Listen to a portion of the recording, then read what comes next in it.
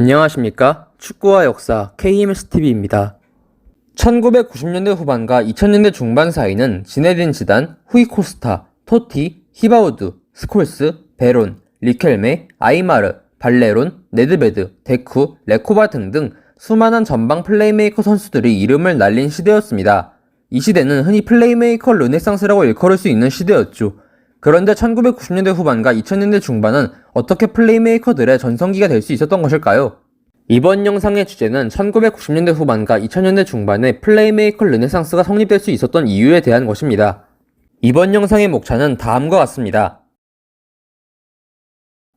마라도나를 막기 위해 강력한 압박과 공간 장악을 모토로 삼아 등장한 사키이즘 사사이 포메이션은 기존의 3백 전술을 밀어내고 주류를 차지하여 했습니다. 그나마 사키이즘 베이스의 사사이 포메이션에 대항하고 있던 전술은 플레이메이커 기용을 하기 위한 3-4-1-2 포메이션, 그리고 크루이프이즘을 내세우며 등장한 3-1-3-3 포메이션 정도였지만 사사이 포메이션만큼의 대중적인 성공을 거두는 데에는 실패하였죠. 압박 축구의 대두로 인하여 플레이메이커를 기용하는 포메이션을 활용하는 팀들은 시간이 갈수록 줄어들기 시작하였고, 그로 인해 90년대 초반에는 플레이메이커 역할을 맡는 선수들의 수가 급속도로 줄어들게 됩니다.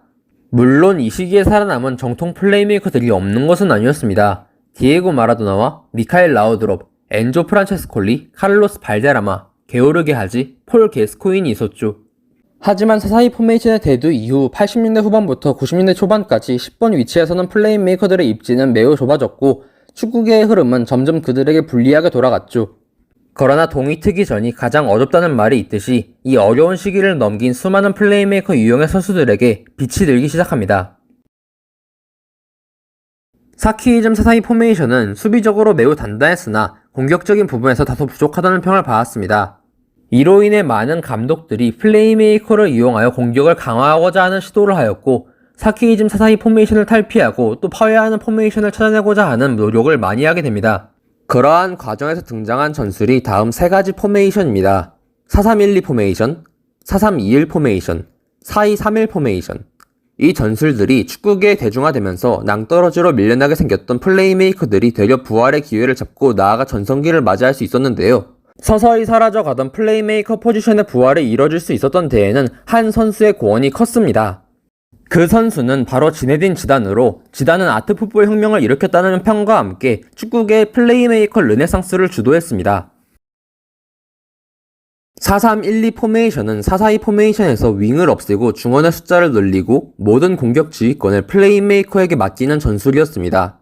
4312 포메이션은 90년대 중반에 위너스컵 결승에 올라섰던 파리 생제르맹과 라피드 빈, 그리고 1996년 개최된 유로에서 폴 게스코인을 중심으로 한 잉글랜드가 사용하기 시작하면서 서서히 모습을 드러냈다가 유벤투스에 의해 방점을 찍게 됩니다.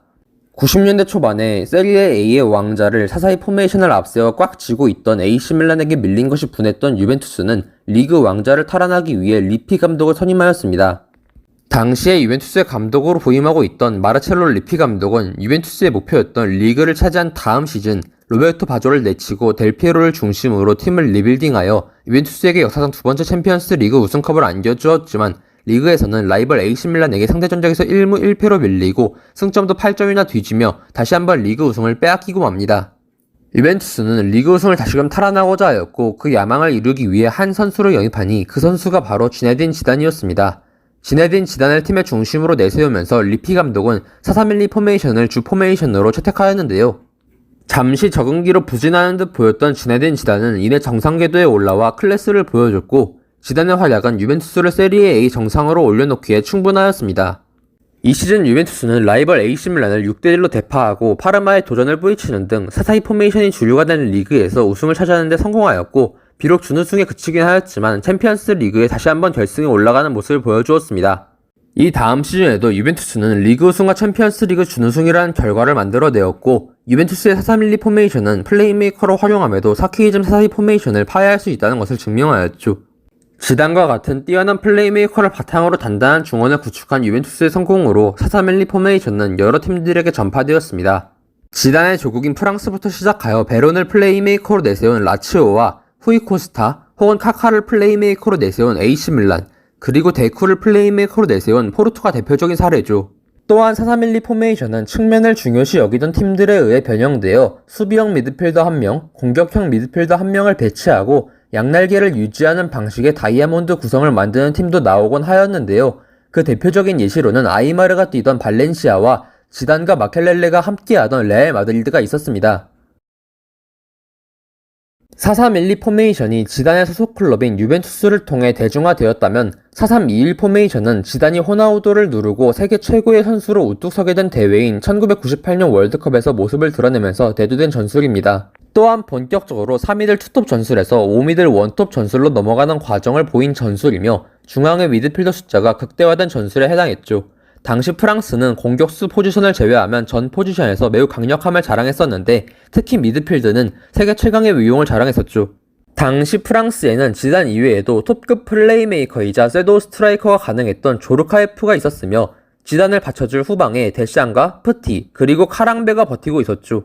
이러한 선수단을 보유하고 있던 프랑스는 빈약한 공격진을 대신해 강력한 미드진을 활용하기로 결정하면서 지단을 중심으로 조르카에프가 그의 플레이메이킹을 보조하고 데샹과 프티, 카랑베가 엄청난 활동량을 바탕으로 중원을 장악할 수 있는 4-3-2-1 포메이션을 활용한 끝에 월드컵에서 브라질을 꺾고 우승을 해냅니다. 다만 4-3-2-1 포메이션은 2명의 플레이메이커가 필요한 만큼 플레이메이커들의 입지를 늘려줄 수 있는 전술이긴 했으나 팀적인 입장에서 보자면 해당 전술은 뛰어난 플레이메이커가 2명 혹은 플레이메이커 1명에 섀도우 스트라이커가 1명 필요한 전술이었고 센터에 워낙 많은 미드필더가 몰빵되는 전술이었던지라 유연하지 못했습니다. 그 때문에 4-3-2-1 포메이션은 사키이즘 4-4-2 포메이션을 충분히 제압할 수 있음을 보여줬음에도 불구하고 활용하는 팀이 많지 않았는데요.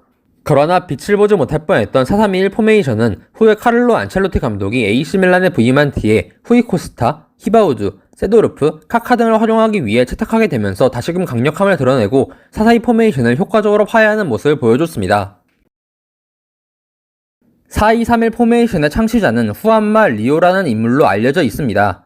다만 상대적으로 감독으로서 큰 성공을 거두지 못한 탓에 묻혀 있었는데 그런 4-2-3-1 포메이션이 본격적으로 축구계에 대두된 것은 1998년 월드컵에서 네덜란드와 프랑스가 사용하면서부터였습니다. 다만 초기의 모습을 드러낸 4-2-3-1 포메이션은 4-3-1-2 포메이션에 비하면 그리 주목을 받지 못하는 모습을 보여줬고 데포르티보를 이끌던 이루레타 감독 정도가 자우미야를 중심으로 활용하며 언더독의 반란을 일으킨 것 정도를 빼면 많이 활용되진 않았습니다.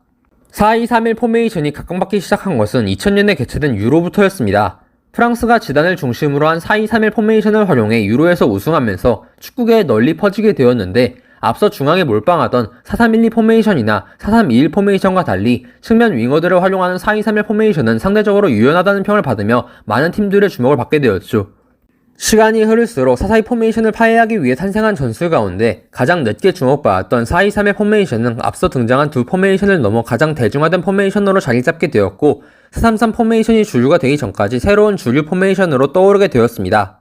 4-2-3-1 포메이션을 활용한 대표적인 팀으로는 지단을 중심으로 한 레알 마드리드, 발레론을 중심으로 한 데포르티보, 제라드를 중심으로 한 리버풀, 2006년 월드컵 당시 지단 중심의 프랑스가 있습니다. 플레이메이커들의 전성시대로 인해 조연으로 밀려났지만 베르캄프와 델피에로, 라울 같은 플레이메이킹이 가능한 섀도우 스트라이커들의 등장은 플레이메이커들의 전성시대에 상당한 영향을 끼쳤습니다. 플레이메이커 전성시대가 시작되기 전 투톱이 일반적으로 활용되는 시대에는 스트라이커들 대다수가 골게터로서 능력이 우선되고 플레이메이킹을 할 수 있는 선수가 매우 극소수였습니다. 사키이즘이 지배하는 시기에 이름을 날렸던 공격수인 반바스텐, 호마리우, 클린스만 등은 모두 정통 골게터에 가까운 선수들이었죠. 플레이메이커 르네상스가 오기 전까지 공격수 가운데 플레이메이커 역할을 맡을 수 있던 선수는 펠레나 크루이프 같은 시대의 아이콘을 제외하면 매우 드물었습니다. 그러나 베르캄프와 델피에로, 라울과 같이 플레이메이킹 능력도 겸비한 섀도우 스트라이커들의 등장은 변화를 가져오기 시작했습니다.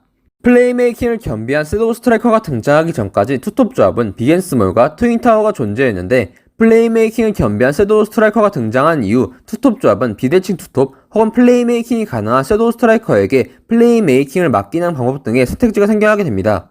뿐만 아니라 득점 이외에 플레이메이킹이 가능한 섀도우 스트라이커의 등장은 기존 플레이메이커에게 집중된 압박을 분산시키는 효과를 만들어냈습니다. 수비수 입장에서는 섀도우 스트라이커가 견제해야 하는 또 다른 플레이메이커인 셈이었죠.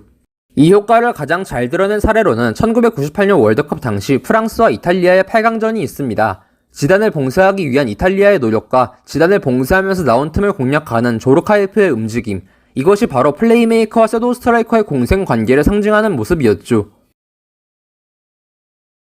1980년대 중후반을 풍미하고 시대의 아이콘이자 펠레와 견준다는 평을 받으며 역대 최고 수준의 선수로 올라선 디에고 마라도나는 모든 플레이메이커들의 우상이었습니다.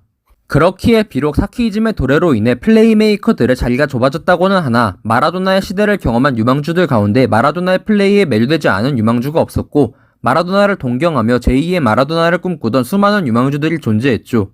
특히 마라도나의 조국인 아르헨티나가 그러했는데 아르헨티나에서는 마라도나를 동경한 수많은 플레이메이커들이 쏟아져 나오기 시작했습니다. 오르테가와 베론, 리켈메, 아이마르, 가야르도 등이 제2의 마라도나라는 기대를 받으며 등장한 대표적인 아르헨티나의 플레이메이커들이었고 아시다시피 이 선수들은 플레이메이커 르네상스의 한 축을 도맡는 모습을 보여주었죠. 이 정도가 제가 생각하는 플레이메이커 전성시대가 성립될 수 있었던 이유들입니다. 시청자분들께서는 이 시대에 대해 어떤 생각을 하고 계신가요? 개인적으로는 이 시대가 가장 축구가 재밌었던 시대가 아니었을까 생각됩니다. 준비한 내용은 여기까지입니다. 시청해주셔서 감사합니다.